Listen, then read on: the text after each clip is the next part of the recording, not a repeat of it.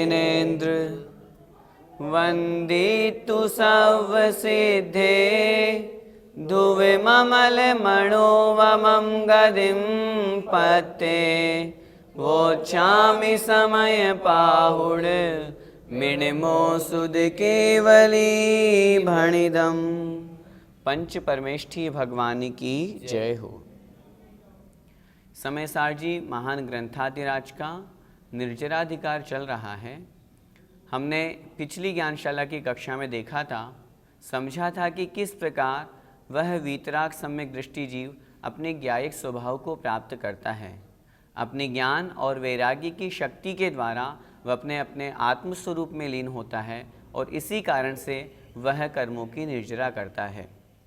आज की इस कक्षा में हम 3 गाथाएं पढ़ेंगे। उसमें सबसे पहले हमें यह समझना है कि वास्तव में आत्मा का स्वभाव क्या है।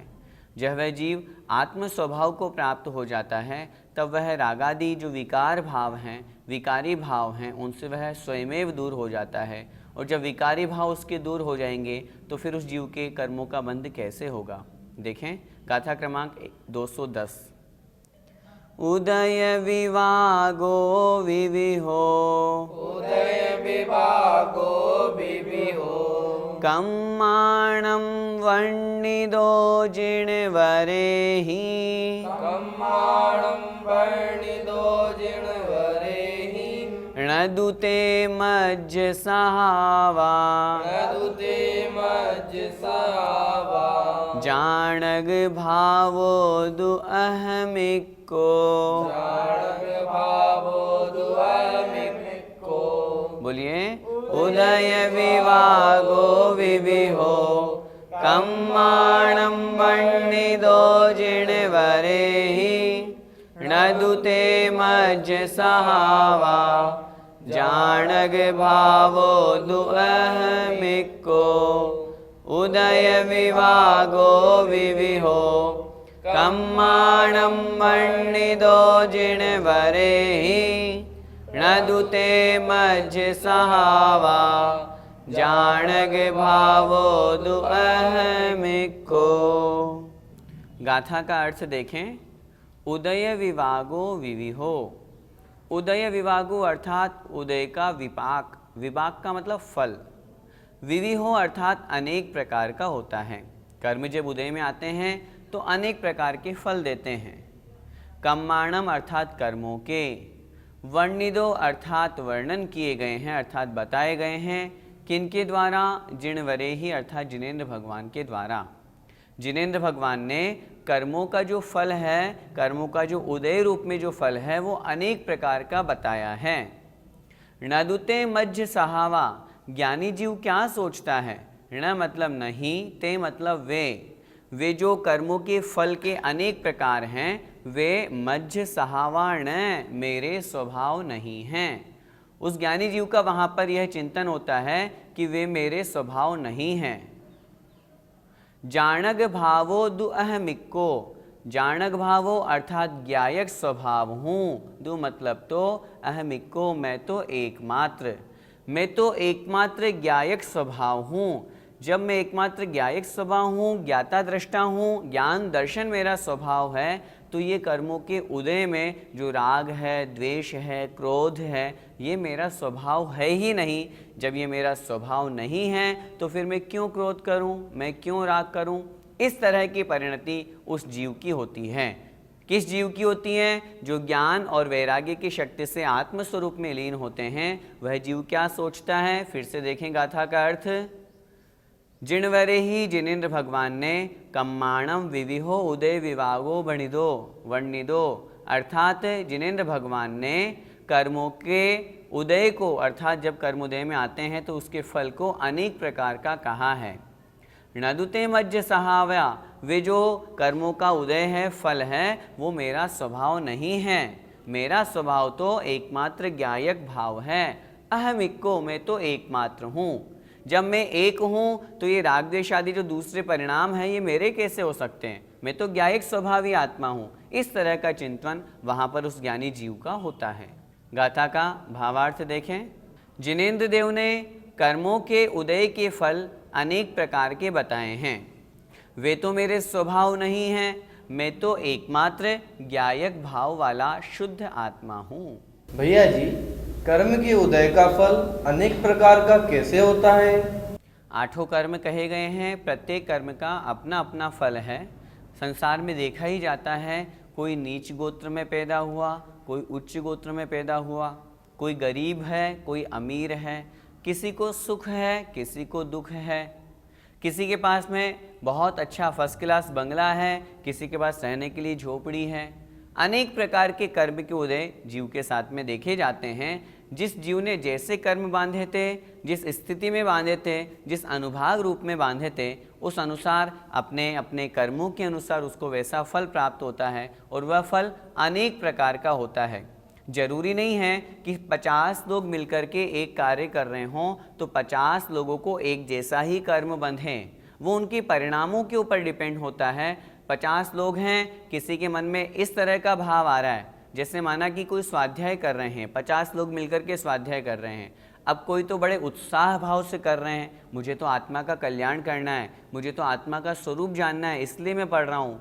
कोई इस तरह से सोच रहा है, अरे मैं पढ़ लूँगा तो कम से कम समाज में मेरी प्रतिष्ठा बनेगी। कोई इस तरह से सोच रहा है, जब मैं पढ़ूंगा तो ज्ञानी विद्वान बन जाऊंगा, फिर लोगों को प्रवचन दूंगा। अनेक प्रकार की भावनाओं को लेकर के जो क्रिया की जा रही है, उस अनुसार उस जीव के कर्म बंधते हैं और जब वो फल देते हैं तो उस अनुसार ही अनेक प्रकार के फल उस जीव को प्राप्त होते हैं। भैया जी, कर्म का फल मेरा स्वभाव क्यों नहीं है? यदि कर्म का फल आत्मा का स्वभाव मान लेंगे तो फिर सिद्ध भगवान में भी वहाँ पर कर्म का फल उपस्थित हो जाएगा। आत्मा का स्वभाव मात्र ज्ञान दर्शन है, कर्म का फल क्रोध रूप है, राग द्वेष रूप है, सुख दुख रूप में है, जो आत्मा उससे बहुत प्रकार से बहुत अलग तरह की है। कहने का तात्पर्य है, आत्मा का स्वभाव ज्ञान दर्शन है। कोई जीव राग कर रहा है, कोई द्वेष कर रहा है, किसी को क्रोध हो रहा है, कोई मान है, कोई लोभ में फंसा हुआ है, ये सब कर्मों के उदय के कारण से ही तो हो रहा है। ये आत्मा का स्वभाव थोड़ी ना है। यदि आत्मा का स्वभाव हम इनको मानेंगे तो फिर तो जीव के साथ में इनको हमेशा रहना चाहिए, तो फिर तो वीतरागी जिनेंद्र भगवान के पास में भी राग का अभाव नहीं होना चाहिए, जबकि वहाँ पर आत्म स्वभाव को उन्होंने प्राप्त कर लिया। ये सब विभाव हैं, कर्म के कारण से होते हैं। जब कर्म समाप्त हुए तो इनका भी वहाँ पर अभाव हो गया। इस गाथा का पद्यानुवाद पढ़ते हैं। विश्वास हो विविध है विधि के विपाक, ऐसा कहे जिन जिन्हें मम ढोक लाख, होगा नहीं वह विभाव स्वभाव मेरा, ज्ञानी निरामय निरा नित में अकेला। अब अगली गाथा में आचार्य भगवान कह रहे हैं कि यदि परमाणु मात्र भी, बहुत थोड़ा सा भी यदि किसी जीव के राग है तो फिर वह आत्म स्वभाव को नहीं जान सकता, क्योंकि दोनों में से एक ही अवस्था बनेगी, या तो राग रूप ही परिणाम होंगे या फिर आत्म रूप ही परिणाम होंगे। आइए समझते हैं। परमाणु मित्यंपि, परमाणु मित्यंपि, हुय रागादीनं विज्यते जस्य, हुय रागादीनं तुमिज्येदस्य, हुय रागादीनं विज्यते जस्य, हुय रागादीनं तुमिज्येदस्य, न विसो जानदियप्पा, न विसो जानदियप्पा, नयं तु सौवागम धरोवि। अयं तु सव्वागं धरोधि। बोलिए, परमाणु मित्यंपि, हुय रागादीनं तु विज्यते जस्य, न विसो जानदियप्पा, नयं तु सौवागम धरोवि। परमाणु मित्यंपि, हुय रागादीनं तु विज्यते जस्य, न विसो जानदियप्पा, नयं तु सौवागम धरोवि। आइए गाथा का अर्थ समझते हैं। परमाणु मित्यंपि, परमाणु मात्र भी, परमाणु मित्यंपि अर्थात परमाणु मात्र भी। पुद्गल का सबसे छोटा अंश परमाणु कहलाता है, अर्थात बहुत थोड़ा सा भी। हुए मतलब हृदय में रागादीणम रागादि भावों का या रागादि भाव विद्यते जस्य विद्यमान है, जस्य मतलब जिसके, जिस जीव के हृदय में आत्मा में परमाणु मात्र भी यदि रागादि विद्यमान है, राग द्वेष आदि विकारी भाव विद्यमान है, तब णविसो जानदि अपाणयम। णवि अर्थात नहीं, सो मतलब वह आत्मा, जानदि जानता है, अपाणयम अर्थात आत्मा को। यदि परमाणु मात्र भी यदि राग विद्यमान है तो फिर वह आत्मा अपने आत्म स्वरूप को नहीं जानता है। तो मतलब यदि सव्वागम धरोवी, सव मतलब समस्त, आगम मतलब शास्त्रों को, धरोवी धारण करता हुआ भी, अर्थात समस्त शास्त्रों का पारगामी होकर के भी, पारगामी का तात्पर्य ज्ञानी, सभी शास्त्र पढ़ लिए भले ही, शुद्ध ज्ञानी हो गया चाहे भले ही, द्वादशांग का पाठी हो गया, लेकिन यदि परमाणु मात्र भी यदि उस जीव के राग हैं तो फिर वह अपने आत्म स्वरूप को नहीं जान सकता। यह हमें बहुत अच्छी तरह से समझना है कि राग कितना खतरनाक है। आत्मस्वरूप में लीनता तभी बनेगी जब वह राग का पूर्ण रूप से अभाव करेगा। इसीलिए हमें यहाँ पर समझना है, यहाँ किसकी चर्चा चल रही है, यहाँ पर वीतरागी सम्यक दृष्टि की ही चर्चा है, जहाँ राग का पूर्ण अभाव हो गया। फिर से एक बार गाथा का अर्थ देखें। परमाणु मित्यंपि परमाणु मात्र भी, हुए मतलब हृदय में आत्मा में, रागादीणम रागद्वेष आदि भाव विद्यते जस्य विद्यमान है जिसके, जिसके हृदय में परमाणु मात्र भी रागादि भाव विद्यमान हैं, सो अपाणयम न जानदी, वह अपनी आत्मा को नहीं जानता है, चाहे भले ही सव्वागम धरोवी, समस्त आगम को, समस्त शास्त्रों को धारण करने वाला अथवा उनको ज्ञाता भी क्यों न हो, लेकिन राग होने के कारण से वह आत्मस्वरूप को नहीं जान सकता। गाथा का भावार्थ देखें। जिसके हृदय में परमाणु मात्र भी रागादि भाव विद्यमान है, वह संपूर्ण शास्त्रों का पारगामी होकर भी, अर्थात संपूर्ण शास्त्रों का ज्ञाता अथवा पठिता होकर के भी, पढ़ने वाला होकर के भी आत्मा को नहीं जानता है। भैया जी, आत्मा का स्वरूप कैसा होता है? एक पंक्ति में यदि हम कहना चाहें तो आत्मा का स्वरूप राग रहित होता है। जो आत्मा रागादि भाव कर्म, ज्ञानावर्णादि द्रव्य कर्म और शरीर आदि 9 कर्म से रहित होती है, वही तो आत्मा का लक्षण है, वही आत्मा का स्वरूप है। और उसी आत्म स्वरूप को वह जीव तभी प्राप्त कर सकता है जब वह रागादि विकारी भावों से दूर होता है। भैया जी, तो क्या रागी आत्मा मिथ्या दृष्टि होता है? नहीं, ऐसा नहीं है। रागी को मिथ्या दृष्टि नहीं कह रहे हैं यहाँ पर।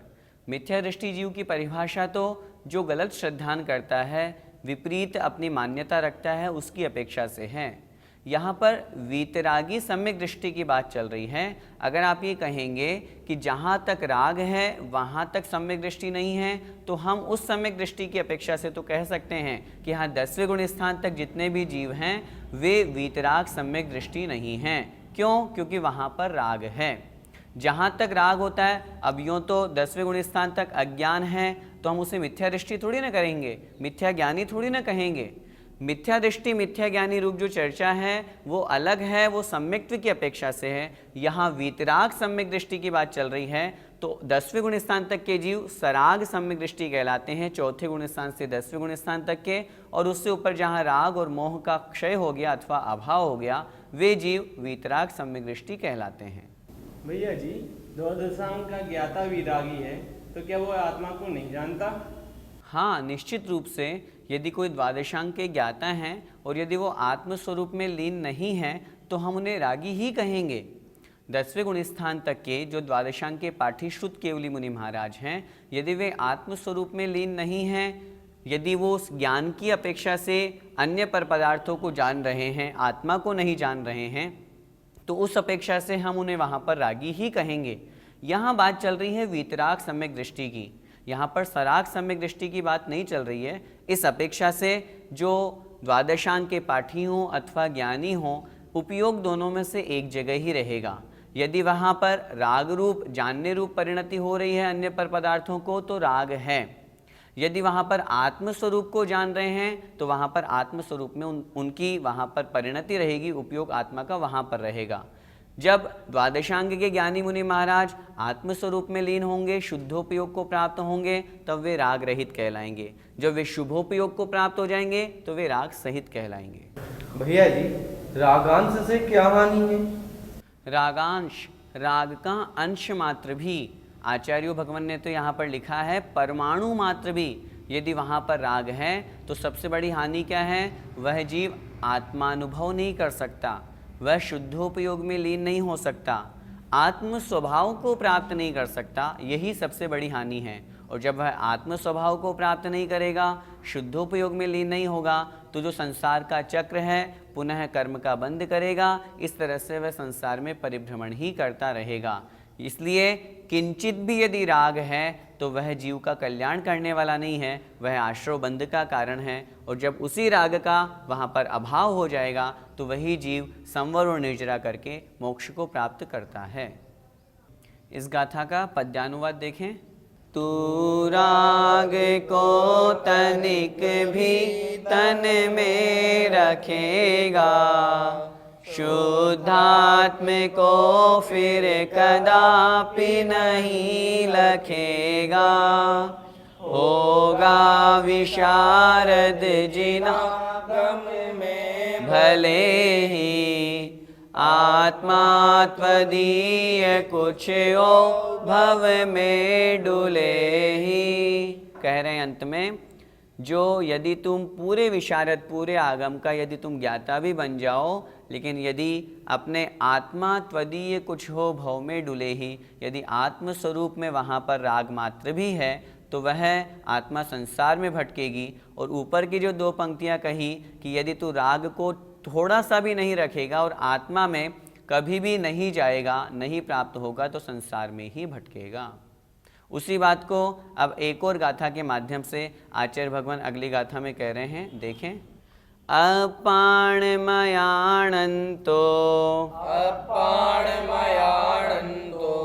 अणप्पयं चाविसो अयाणन्तो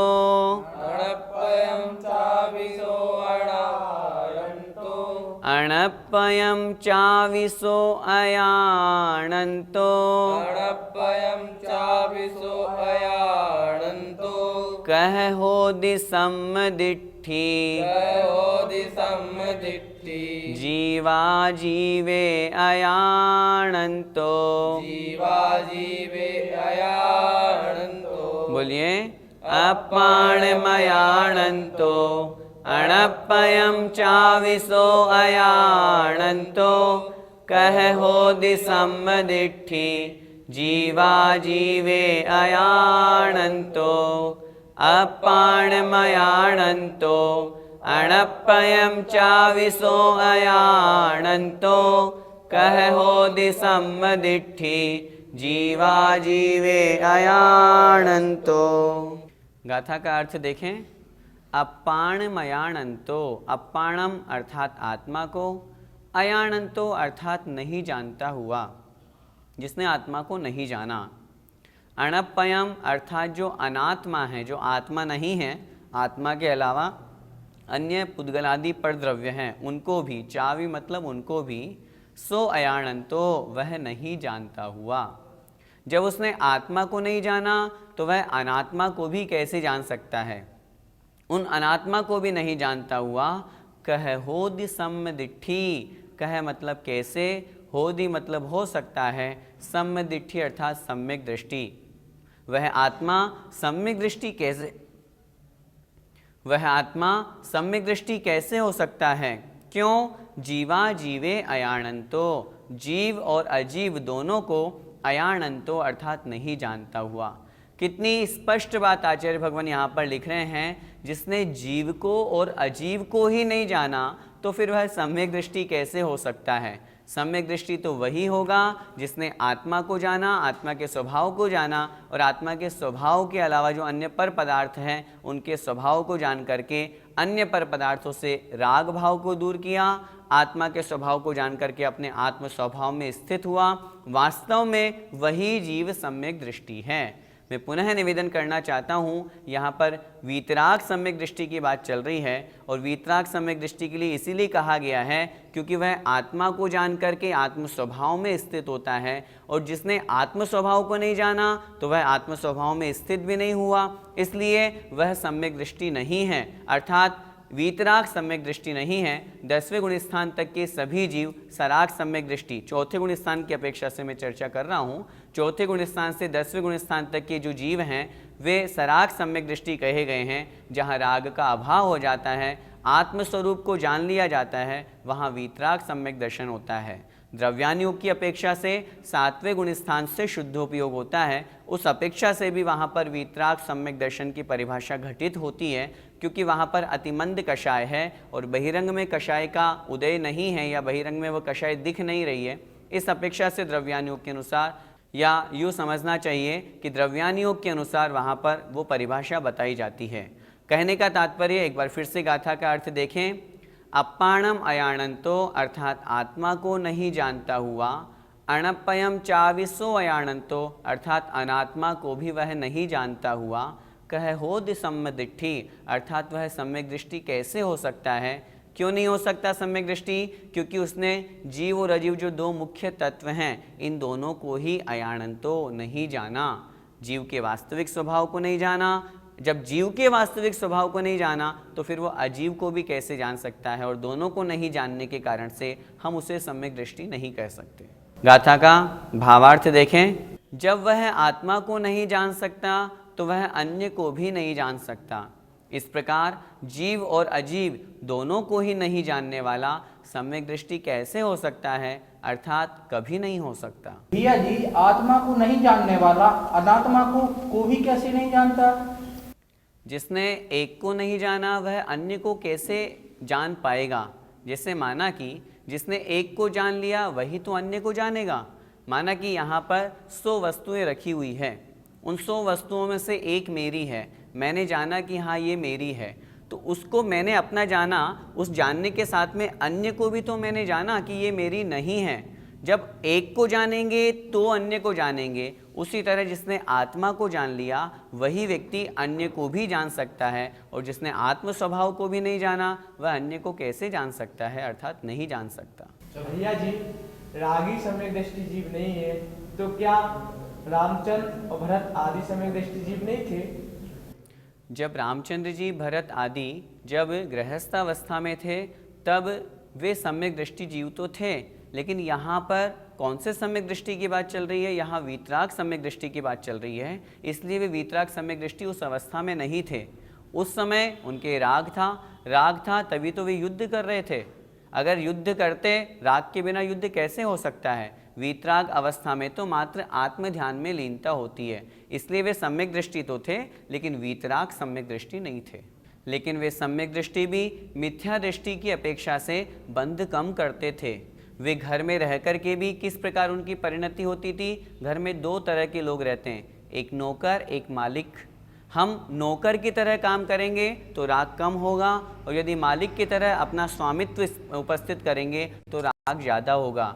हम गृहस्थ में रहते हैं। आज की इन दोनों गाथाओं से, तीनों गाथाओं से हमें क्या समझना है? हमें राग से बचना है, हमें नौकर की तरह अपने शरीर से, अपने भावों से, अपने परिवार में कार्य करना है। यदि ऐसा करेंगे तो राग भाव कम होगा। जब राग भाव कम होगा तो निश्चित रूप से हमारा जो लक्ष्य है वीतराग अवस्था प्राप्त करना, उस ओर हम आगे बढ़ेंगे। पद्यानुवाद देखें। आत्मान आत्म अनात्म को लखेगा, सम्यक्त्व पात्र किस भांति अहो बनेगा। यों कुंद कुंद कहते बन वीतरागी, क्यों व्यर्थ दुख सहता तज राग रागी। जय जिनेन्द्र।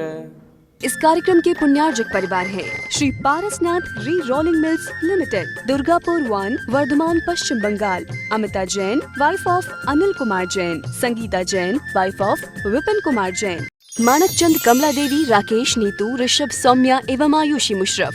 B123, Sethi colony, Jaipur, Rajasthan.